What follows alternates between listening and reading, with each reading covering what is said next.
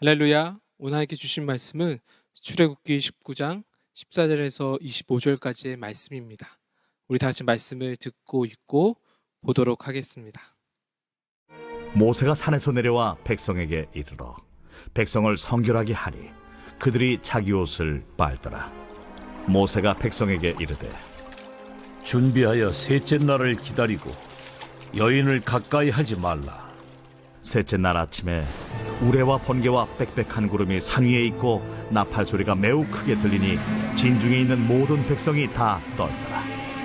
모세가 하나님을 맞으려고 백성을 거느리고 진에서 나오매 그들이 산기슭에 서 있는데 시내산에 연기가 자욱하니 여호와께서 불 가운데서 거기 강림하시니라.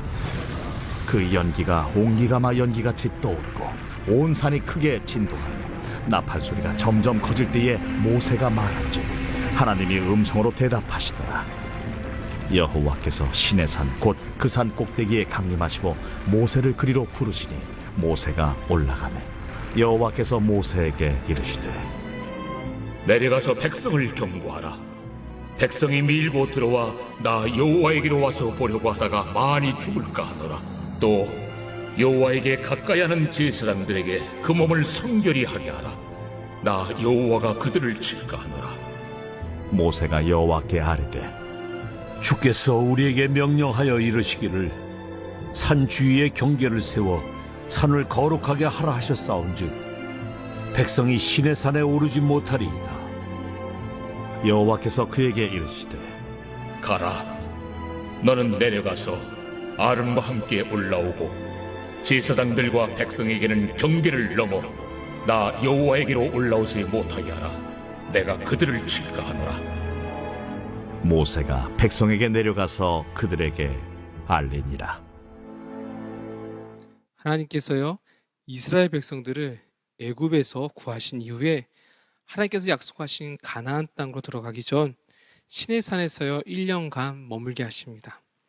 시내산에서 하나님의 백성이라는 그 정체성을 갖도록 가르치시고 훈련시키십니다. 시내산에서 그리고 그들이 누구인지를 알려주십니다. 출애굽기 19장 5절에서 6절의 말씀입니다.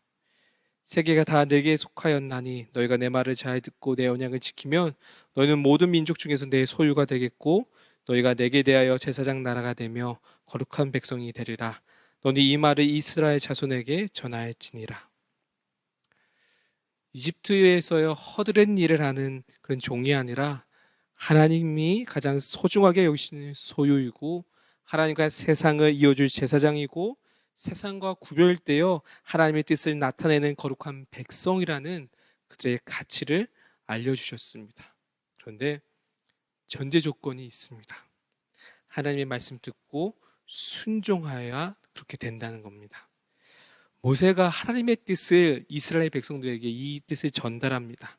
이스라엘 백성들은요 모두 여호와께서 명령하신 대로 우리가 다 준행하겠습니다라고 대답합니다. 그럼 이렇게 언약, 약속이 체결된 이후에 하나님께서 모세에게 명령하십니다. 내가 나타날 것이니까 이스라엘 백성들을 다 준비시켜라 라고 하십니다. 오늘과 내일 성결하고 옷을 빨고 준비하며 3일째에 시내산에 임재하신다고 하십니다. 백성들은요 성결하게 하고 옷을 빨고 기다렸습니다. 드디어 3일째 된 날 아침에 천둥 소리가 나고 번개가 치고 시내산에 짙은 구름이 덮쳤습니다. 모세가 백성들을 시내산 기슭에 세웠는데 연기가 자욱하게 주변에 덮치더니 불 가운데 하나님이 임하셨습니다. 산이 진동하고 나팔 소리가요 온 산을 덮었습니다. 모세가 하나님을 부르자 하나님께서 응답하십니다. 그리고 하나님께서는 모세를 시내산 꼭대기로 부르십니다. 백성들을 경계선을 넘지 않도록 다시 한번 불러서 모세로 불러서 경고하십니다. 24절 말씀입니다. 여호와께서 그에게 이르시되 가라 너는 내려가서 아론과 함께 올라오고 제사장들과 백성에게는 경계를 넘어 나 여호와에게로 올라오지 못하게 하라. 내가 그들을 칠까 하노라. 경계를 넘어 하나님의 임재의 장소로 올라오지 못하도록 다시 한번 경고하십니다. 여러분, 하나님은 거룩하십니다. 신의 산이요 전에는 평범한 산이었습니다. 하지만 하나님께서 임재하심으로, 하나님께서 거하심으로 거룩하게 되었습니다. 더러움이 없을 뿐더러 더러움이 함께할 수 없는 장소가 되었습니다. 그래서 죄된 인간들이요 들어갈 수 없는 장소가 되었습니다. 여기에 죄된 인간들이 들어가고자 한다면 하나님께서는 공의로우시기에 그들을 멸하실 수밖에 없으셨습니다. 그래서 하나님께서는 여기에 경계선을 치라하시고 산에 가까이 이르는 제사장들도 성결케 하라고 명령하신 겁니다. 여러분, 하나님께서 경계선을 두신 이유는 이스라엘 백성들을 위함입니다. 이스라엘 백성들이 이기심과 욕심으로 하나님 되심을 인정하지 않고 하나님 말씀에 순종하지 않고 넘어갈 수 있기 때문에 그렇습니다.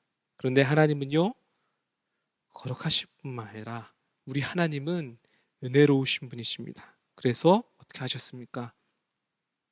예수 그리스도를 보내주셨습니다. 예수님이 운명하시는 순간 곧 의로우신 분이 불의한 자를 대신해 죽으신 순간 성소의 휘장이 어떻게 됐습니까? 찢어졌습니다. 그래서 둘이 되었고 그 덕분에 우리는 하나님 앞에 지성소로 나아갈 수 있게 되었습니다. R.C. 스프롤 신학자는 그의 책 하나님의 거룩하심에서 이렇게 이야기합니다. 우리가 무한하신 하나님의 은혜를 경험할 수 있지만 그 은혜가 무한하지 않고 분명히 한계 있음을 기억하라고 합니다.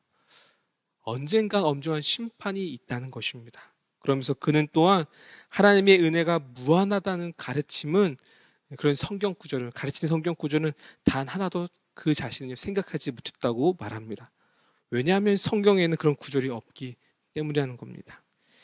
다시 말해 은혜를 당연시 여기지 말라는 겁니다.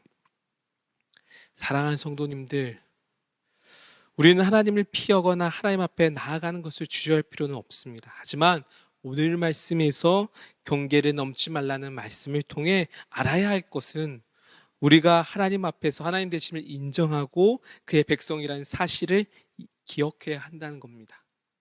그것이 바로 우리가 거룩해지는 길입니다. 여러분, 우리는요 거룩을 지키기 위해 열심히 기도해야 됩니다. 믿음으로 살아가야 합니다. 오염되기 쉬운 이 세상에서 하나님의 백성이라는 이 거룩한 정체성을 지켜내기 위해 기도해야 하는 겁니다. 하나님 힘 주세요. 이 세상에 속했지만 이 세상에서 하나님의 백성으로 살게 해주세요라고 기도하는 겁니다.